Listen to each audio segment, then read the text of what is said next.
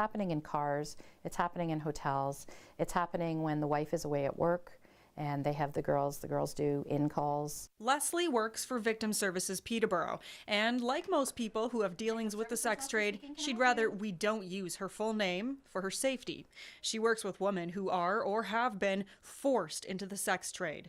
While traffickers control their lives, money, and safety, the cash driving this illegal business comes from men who pay for sex. Most of them have like partners or like are in committed relationships, and it's just like really makes me think, like, who can you trust? Like, they're all the same. We'll call this victim Amy. Writing is something Amy says calms her down now that she's escaped her own trafficking nightmare.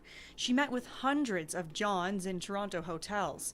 It's quite often hotels or motels where the illicit transactions take place. Do you ever see anything like this in your building? Or like a lot of traffic coming to one room specifically or anything like that? No, this place used to be sort of known for that, but it was taken over by new owners. So like if you saw something suspicious like that, what would you do?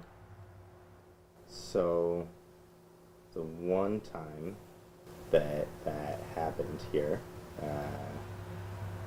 was a few months ago, and the owner decided to call the police. Leslie says the busiest times are right before a normal workday, during the lunch hour, and right after work. Husbands aren't having to, or boyfriends or whoever, aren't having to explain too much to anybody because that's when they usually go to work. Police say if you suspect sex trafficking is taking place, not to approach the victim.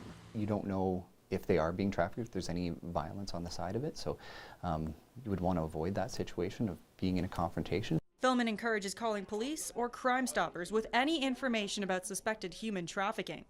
As for Amy, she says she wants to educate more women about how to avoid being drawn into this dark world to begin with. Don't give your power to a man, because that was my biggest thing. I wanted them to control me because I didn't feel like I could have control of my own life. I didn't feel like I could trust myself to have that. Amy hopes that by coming to terms with her own anguish and sharing her story, other women in a similar situation will get out before it's too late. Lindsay Biscaia, CHEX News, Peterborough.